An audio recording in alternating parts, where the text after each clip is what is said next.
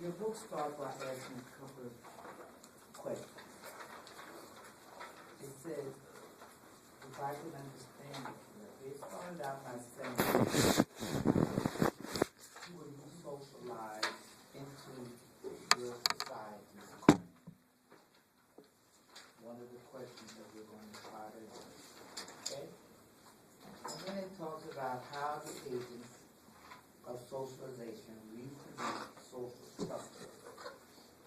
And how does power shape your daily life and your sense of self? Okay. Now the first question they ask you, what is socialization? Now, so let me ask you, what is socialization?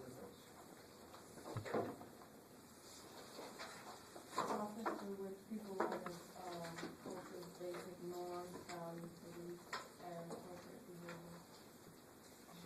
Tell me that in your words. The way you learn, the way, like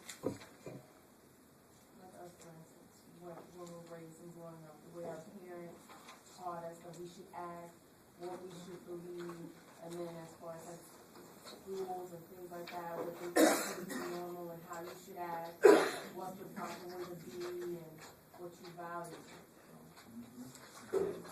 And for all practical purposes, what happens is you internalize these things. And by internalizing, it means that these things become a part of you. These things become a part of what we might call your ideology. Okay, whatever it may be. And you get this from all different aspects and different parts. You get it from people, you get it from the institutions that you become involved in, and you get it from the society that you're in. Okay? Notice again that this depends on what culture you're in. All cultures basically do this. Okay? All the cultures do essentially the same thing. The difference is that we understand and we are taught and we write about our culture primarily. Okay? Now, what happens is that notice that socialization is also the thing that keeps reproducing itself to keep the society functioning. Okay? And you'll see that part of the argument going on now is that we're going through changes within the culture. Okay? And one group is saying, look, we're having too many changes in our culture. Let us go back and keep it straight. And another group is saying, well, the change is going to take place. Okay? Now, notice that the people that we say who push forth the socialization are what we call agents of socialization. Okay? And these are people or groups that teach us our culture. Okay? Everybody basically learns the culture. Now, and you notice that we have things like our school there, etc., that will do this. Now, one is that some of the things that seem to be important for you in this regard is looking at things like the family. Okay? Now, what does the family do? Somebody, what is the family? What does it do? Support. It is support. We're talking about socialization. And what is it that the family primarily teaches? How to communicate. How to communicate. Culture. It teaches you the culture, but it teaches you things like what you're supposed to do, what you're not supposed to do. Do and don't. I'm sorry. Do and don't. It teaches you do's and don'ts. Okay? It teaches you rights and wrongs. It teaches you all kinds of activities that you get involved in. It teaches you that you're supposed to act like a female. It teaches you you're supposed to act like a male. You see all the things that the family will do. And notice how soon, and these things are changing as the new generation comes out. But notice If you have a baby, what color do you put the baby in? Boy blue, girl pink. Boy blue, girl pink. Right? We know that, right? Is that socialization? Yes. Right off the bat. Almost at birth we start this crap. Say that again? I said almost at birth we started. That's about the colors. Boys are blue, girls are pink. Where you get that from? I never knew that. I see kids, that's the colors I see. That's because things are changing. But now watch. I'll tell you how you do know that. You notice that you have rarely seen men wearing pink. Why? Because pink is a female color. And carry around with all the time. Now, secondly, go over to this pink, listen to me, okay? Pink is considered a female color. Now what happens is you see people wear, if you see a man wearing pink, he says, men can wear pink too. You see no shirts, haven't you? Think about it. That could be colorblind here.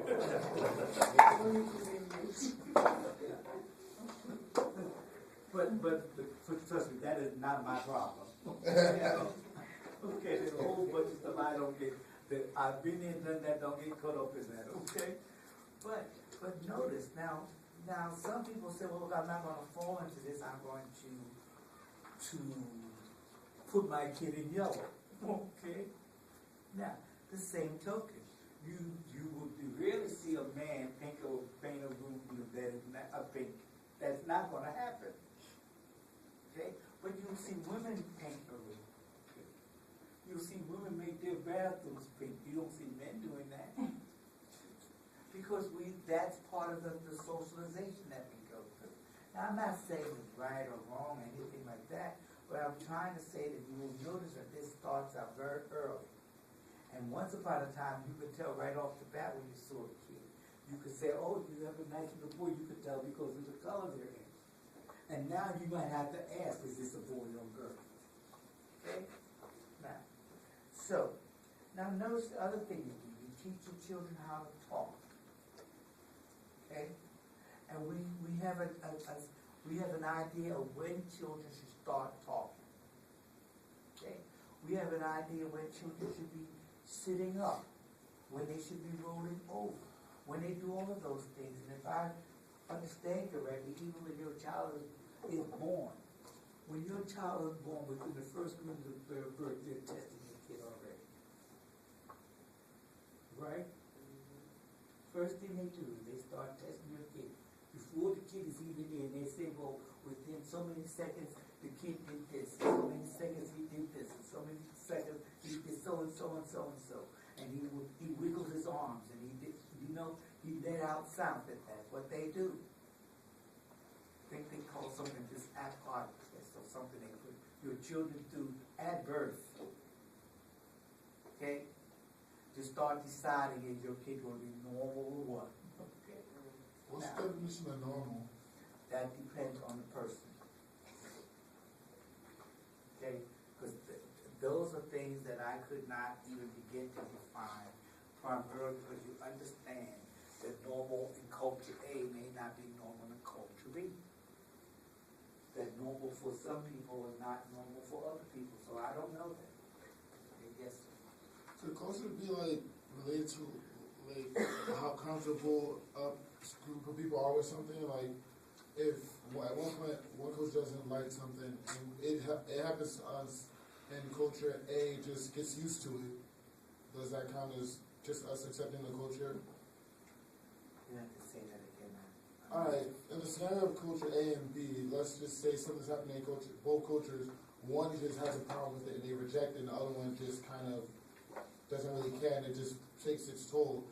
Does that mean that it's like socially acceptable in that culture, in culture A? I don't know, okay, because I'm still confused with your question, but let me try to talk to it where you're thinking, okay? Remember that the cultures are all a combination of many things, okay? And then what happens is like when we look at our culture, remember when this person wrote a letter, or somebody wrote some book or said something like blaspheming a prophet, and how that culture who the prophet belonged to got all upset, and they said, how can a government in a country like this go around letting people say nasty things about our prophet, et cetera, et cetera. Now, that group of people, they will never really accept what we have to say. But in our culture, we say, well, look, we can't stop a person talking. Okay? They had a case recently, not recently, but where this person goes around saying that he was a Medal of Honor winner, and he did something in the war. Now, let's talk about awards. Now, the Medal of Honor is like one of the country's highest honors for people who have been in the service. Okay? And they're very stingy giving them out. They're very stingy. Okay? And so that if you have a war and say they might give out 100 Medal of Honors for the whole course of the war. And what happens is that the Medal of Honor winners are these people like, did you see Forrest Gump? Yeah. Okay. Remember when Forrest Gump kept running back into the forest and picking up a body and taking it back and putting it down, and then put his life in danger again and picking up a body and taking it back. So before you know, he had done that about 6 or 7 times. He wasn't normal. That's not the point, okay? Because people do that. People actually do that. And those are the people who get medals of honor. Okay? Those people who went above and beyond the call of duty. That's what those words mean. Not that he wasn't normal. He went above the call of duty. Nobody would expect him to do that. So he gets a medal of honor. And if you start reading some of the things that what gave this person a medal of honor, they'll say, in the face of enemy fire, he did so and so and so and so. And he put himself in harm's way. And he did so and so. And he rescued X number of people. Those medals are so rare that you could have a whole group of generals standing around. If the Medal of Honor winner walks into the room with them, they will stand up and salute him. Okay? Now I say that because somebody went around and talked about he was a Medal of Honor winner. And he was carrying currency with that. And somebody checked and saw that he was not a Medal of Honor winner. And so the question is whether or not they should lock his tail up or not for lying. Okay? That case went to the Supreme Court. He got time? Said you can't start regulating lies. He has a right to say that. Even though he was basically blaspheming everybody, denigrating the medal that they had won, but that they could do nothing about it. That's what they said. Because he has a freedom of speech. Okay? Now the Medal of Honor winners don't like the decision. Okay? None of the people in the military like the decision. But that's what happens. And that's part of the cultural value that we have. Okay? It just underpins it. So you're allowed to say things no matter, even though they hurt people. Okay? Now, but what happens is that in most cultures, we're taught right from wrong. And he should have learned that that was wrong a long time ago. Okay? He didn't. Now, so, but notice that what happens is that your family teaches you all this. They teach you things like how to keep yourself clean, that you don't go around smelling, okay? You should have an odor come up from under your arms. And notice that all cultures don't do that. There are many cultures that they see body odor as natural. Okay, they see it as a natural thing. They see hair on your legs as natural. We don't. Even though it is natural, we think you're supposed to shave your legs, especially if you're female. People have to look at you. We don't want to look at your hairy legs. We look at your smooth legs. Oh, yes. Well, understand it. And notice how all the women fall in place. Okay? You all fall in place. Now, So these are the things that happen, okay? Now remember, we once talked about, and I think your book says, look at the child rearing practices, and that they change from society to society. And they said, your book says that look at your upper class parents, and you might look at what we might call the lower class. And they said, look at the families and what they teach children. Okay? Now, let me get this straight so I can see, okay? Because they said, now, first of all,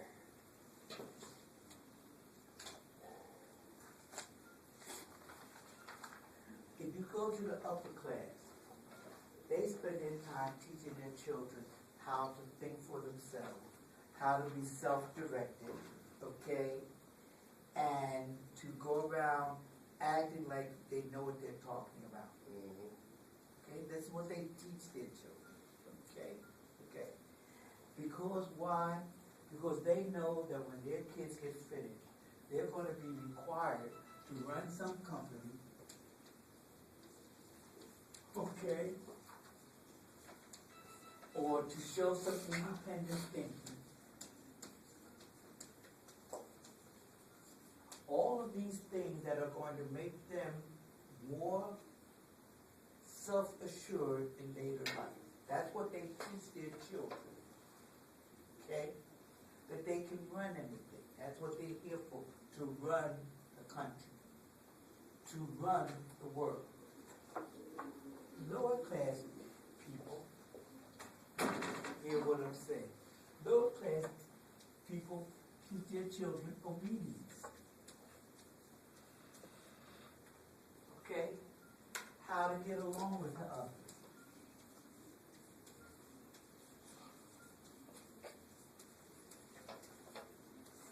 Why? Because they're saying that in later life, you're going to be working for somebody. And how you obey, how you get along with others, how you do so-and-so and so-and-so will do you well in trying to get ahead. You think, see how you got the ones that teach you how to run a company and be independent, and how the other lower class teach you how to network and be able to make your way through it like that. Do you think actually living, like, your parents pushing that out for The parents just do this naturally. That's part of the way we socialize. But what if the lower class was to start to teach their running and be independent? Well, that's one thing, okay, but it's easier to teach somebody to be independent when you know there's someplace for them to go. What we spend our time teaching you to do is how to at least support yourself when you get older. And so in some respect, we start putting a limit on your knowledge base. This is the thing that you must break through. Okay, this is the thing you have to break through. I kind of now understand, because it's like, as in a lower class, with the stuff that you provided with, you can't really tell them to be in a position to run a company like that because of the type of circumstances they live in. I accept that, but what's worse, okay, to me the worst part of that is that we put a cage, a box around your thinking of what you can do. And this, at the stage, this is what the fight between men and women is about. Women have a box. And they've got to step outside the box and say, well, I'm not going to be confined to this. And this is why you have all these propositions and things coming up to say, women should have equal access to sports, women should have equal access to this. That's what it's about, to get you outside of that box. And you notice that all of you are sitting here thinking, well, when I finish college, am I going to have a job? That's what the thought is. Okay? Now, there's some people, they don't have that thought. We have that thought. Okay? They know they have a job. Now, what's more is that they also know that if they sat down and if they decided that they wanted to do something, that believe it or not, I wouldn't be surprised if somebody says, I want to do an experiment on so-and-so and so-and-so, or whether the tsetse fly has some viability in the aid of cancer. Somebody will give you a grant to do that. That's what they do. But they can think that way. You don't think that way. See, we think within confines. And these are the kinds of things that have to be broken. And what's more is that most of you, your communities are developing. See, your communities are developing. And so to a large extent, you know, the opportunity opens up for you, but you've got to start exercising your mind. Okay? Now notice that you also see that these same things happen cross culture. Now we just talk about upper and lower classes in this culture. But some cultures teach their children that what they're supposed to do, and when you get to one thing, they talked about the Japanese culture.